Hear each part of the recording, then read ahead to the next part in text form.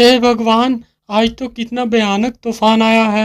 यदि इसी प्रकार बारिश होती रही तो मेरी तो सारी फसल नष्ट हो जाएगी। प्रकाश एक बहुत ही सच्चा और ईमानदार व्यक्ति था। वो अपने बूढ़े माता पिता के साथ इसी घर में रहता था। पूरी रात जोर जोर से बारिश और तूफान होता रहता है।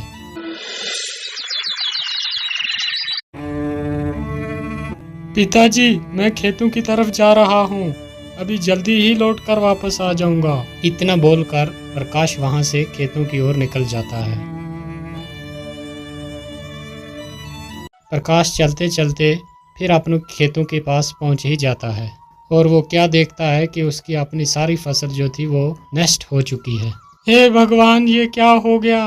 अब मैं क्या करूंगा? मेरी तो सारी फसल नष्ट हो चुकी है। अनाज कहाँ से लाऊंगा और अपने बूढ़े माता पिता को क्या खिलाऊंगा? बेचारा प्रकाश वहाँ पेड़ के नीचे बैठकर बहुत देर तक रोता रहता है। हे भगवान, मेरे परिवार का सहारा बस ये खेत ही था, आज वो भी नष्ट हो गया। अब मैं क्या करूँगा? अब तो यहाँ रहकर मैं अपने माता पिता का पेट नहीं भर पाऊँगा। मैं ऐसा करता हूँ, अपने बूढ़े माता पिता को साथ लेकर कहीं दूसरे गांव में चला जाता हूँ। इतना कहकर प्रकाश वहाँ से अपने घर की तरफ चल देता है।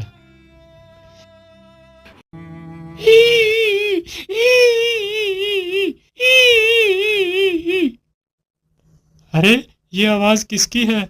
कौन रो रहा है इधर? मुझे तो लगता है कोई मुसीबत में फंसा हुआ है। एक बार जरा देखूं तो सही, कौन है ये? फिर प्रकाश उसी ओर चलने लगता है जिस तरफ से वो आवाज आ रही थी और प्रकाश देखता है लोमड़ी अपने घायल बच्चों को देख देख कर रो रही है, जो बच्चे बिल्कुल अभी छोटे थे, चलने के लायक भी ना थे। अरे लोमड़ी, तुम क्यों रो रही हो? और तुम्हारे इन बच्चों को क्या हो गया है? अरे भैया, मैं तुम्हें क्या बताऊं, इस तूफान ने तो मेरा सारा घर ही उजाड़ दिया। अभी कुछ दिन पहले ही मेरे बच्चों ने जन्म लिया था, अभी ये चलने के लायक भी नहीं है। तूफान ने हमारा ये हाल कर दिया। अरे लोमड़ी, तुम दुखी मत हो, मैं तुम्हारी कुछ मदद कर देता हूँ। मैं तुम्हारे बच्चे को दवाई लगा देता हूँ जिससे जख्म बहुत जल्दी भर जाएंगे, और मैं तुम्हारा ये घर भी थोड़ा ठीक कर देता हूँ। प्रकाश की ये बात सुनकर लोमड़ी की थोड़ी जान में जान आई। प्रकाश जल्दी से जाता है और कुछ दवाई की पत्तियाँ तोड़कर लाता है और जल्दी ही उन घायल बच्चों के घावों पर लगा देता है। और फिर वो जल्दी से वो गिरा हुआ पेड़ जो था जिसमें वो रह रहे थे उसे सही जगह पर, ये देखकर लोमड़ी बहुत ज़्यादा खुश हो जाती है। हे दयालु इंसान, तूने मेरे परिवार को मरने से बचा लिया। तुम बहुत अच्छे आदमी हो, मैं तुम्हारा ये एहसान कभी नहीं भूलूंगी। अच्छा लोमड़ी, अब मैं चलता हूँ।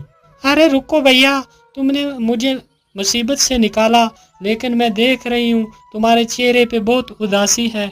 क्या कारण है? तुम इतने परेशान क्यों हो? अरे मैं क्या ही बताऊं, जिस जालिम तूफान ने तुम्हें कष्ट दिया है उसी जालिम तूफान ने मेरा भी खेत जो था वो सारा तबाह कर दिया है, और उसी फसल से मेरी सारी उम्मीदें थी। अब वो फसल भी सारी नष्ट हो चुकी है। अब मैं क्या करूंगा? खाना कहाँ से लाऊंगा और अपने बूढ़े माता पिता को क्या खिलाऊंगा? मेरे पास खेती के सिवा दूसरा कोई साधन भी नहीं है। अब तुम ही बताओ, मैं क्या करूं? अरे मेरे भाई, आप दुखी मत हो। आपने इतनी हमारी मदद की है तो मैं भी आपकी एक मदद कर देती हूँ। मैं तुम्हें एक खजाने का रास्ता बताती हूँ जिसकी वजह से तुम्हारी गरीबी हमेशा के लिए खत्म हो जाएगी। लेकिन वो खजाना है कहाँ? वो खजाना तुम्हें नीलगिरी की पहाड़ियों में मिलेगा। याद रहे, वो खजाना देखकर तुम्हें ज्यादा लालची नहीं बनना। अगर तुम्हारे मन में ज्यादा लालच आई तो वो खजाना तुम्हें नहीं मिलेगा। ठीक है, मैं तुम्हारी बात को याद रखूंगा। अच्छा, मैं चलता हूँ। इतना बोलकर प्रकाश खजाने की खोज में निकल पड़ता है। प्रकाश चलते चलते बहुत ज्यादा थक गया था और उसे भूख भी बहुत लगी हुई थी। अरे मैं तो चलते चलते बहुत ज्यादा थक गया हूँ और मुझे भूख भी बहुत लगी है। यहाँ तो आसपास कुछ भी नजर नहीं आता। मैं ऐसा करता हूँ, कि कुछ आसपास ही खाने को ढूंढता हूँ, शायद कुछ खाने के लिए मिल जाए। इतना सोचकर प्रकाश खाना ढूंढने लगता है। काफी देर इधर उधर भटकने के बाद उसे एक आम का पेड़ दिखाई देता है जिसमें बहुत सारे आम लगे हुए थे। अरे, इस पेड़ में तो कितने सारे आम लगे हुए हैं, मैं जल्दी से कुछ आम तोड़ लेता हूँ। और प्रकाश जैसे ही उस आम की तरफ अपना हाथ बढ़ाता है तो पेड़ के सारे आम गायब हो जाते हैं।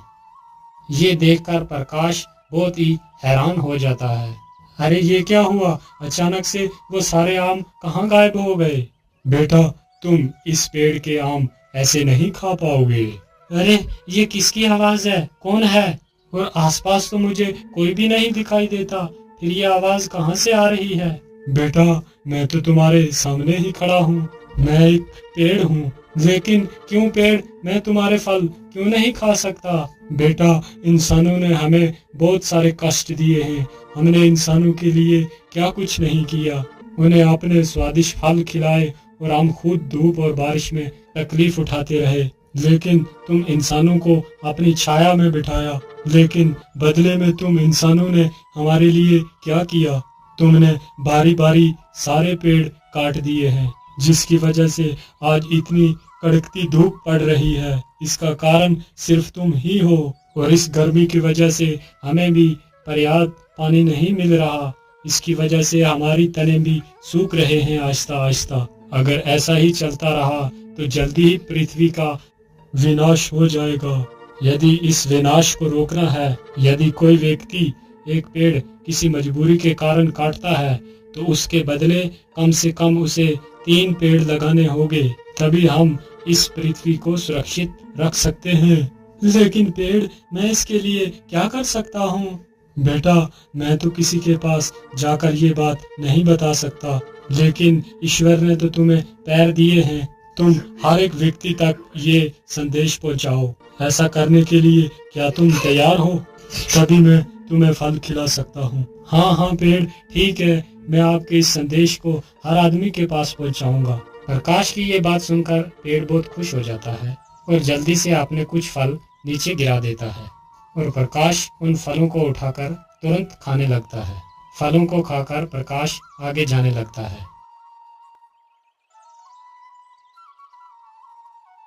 अरे बाप रे बाप, इतनी जोर की धूप पड़ रही है और इस धूप में चलना तो बहुत मुश्किल हो रहा है, और मुझे बहुत सारी प्यास भी लगी है, लेकिन नदी तो पास में ही है। चलो थोड़ा सा पानी ही पी लेता हूँ। पानी पीकर जैसे तो सारी थकान दूर हो जाती है। अरे, पानी के भीतर ये क्या है जो इतना चमक रहा है? और प्रकाश अपना हाथ उस पानी में डालता है और जल्दी ही उस चमकते सिक्के को बाहर निकाल। अरे, ये तो सोना है, लेकिन इस नदी के भीतर ये सोना आया कहाँ से? वो नदी उसी नीलगिरी पहाड़ी से होकर गुजरती थी, जिसकी वजह से कभी कभी सोना उस नदी में बहकर आ जाता था। इसका मतलब ये नदी नीलगिरी पहाड़ी से होकर आती है। चलो जल्दी से मैं गुफा के पास जाता हूँ।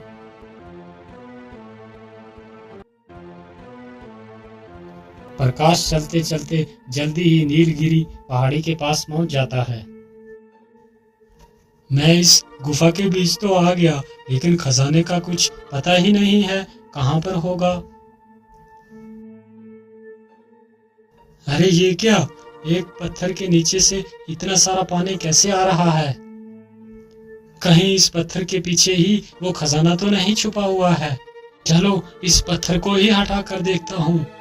प्रकाश जैसे इस पत्थर को हाथ लगाता है, वो पत्थर अपने आप दूर खिसक जाता है। अरे ये क्या, ये पत्थर मेरे छूते ही इतना दूर कैसे हो गया? और देखता है गुफा की हर तरफ सोना ही सोना पड़ा हुआ है। अरे बाप रे बाप, यहाँ पर इतना सारा खजाना पड़ा हुआ है। कहीं मैं कोई सपना तो नहीं देख रहा? क्या ये हकीकत है?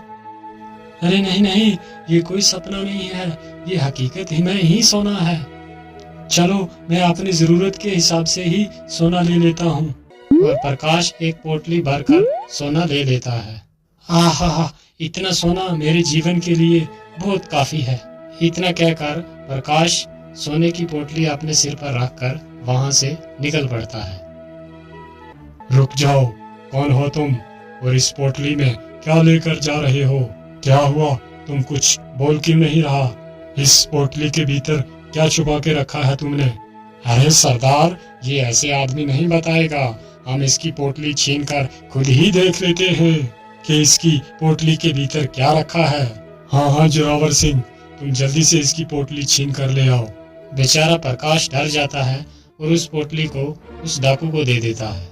अरे वाह, इसमें तो बहुत सारा सोना है। अरे युवक, तुम्हें ये सोना कहाँ से मिला? जल्दी से बताओ वरना मारे जाओगे। भाई, ये सोना तो मुझे इसी गुफा से ही मिला है। वहाँ पर तो ढेर सारा सोना पड़ा है, मैंने अपनी जरूरत के हिसाब से थोड़ा ही सोना लिया है। क्या कहा? इतना सारा सोना? और जिस सोने को हम वर्षों से ढूंढ रहे हैं, और वो सोना तुम्हें मिल गया? हाँ हाँ भाई, वो सोना मुझे ही मिला है।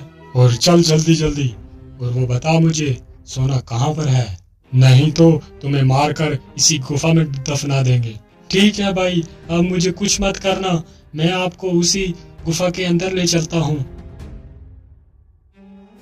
और जल्दी से जाकर उस बड़े पत्थर के पास रुक जाता है। क्या हुआ, तुम यहाँ पर क्यों रुक गए? यहाँ पर तो कोई सोना नजर नहीं आ रहा। अरे भाई, इस पत्थर के पीछे ही तो वो खजाना छुपा हुआ है। क्या इस पत्थर के पीछे वो खजाना है? लेकिन तू इस पत्थर के पीछे गया कैसे, और तुमने अकेले ने ये रास्ते से हटाया कैसे?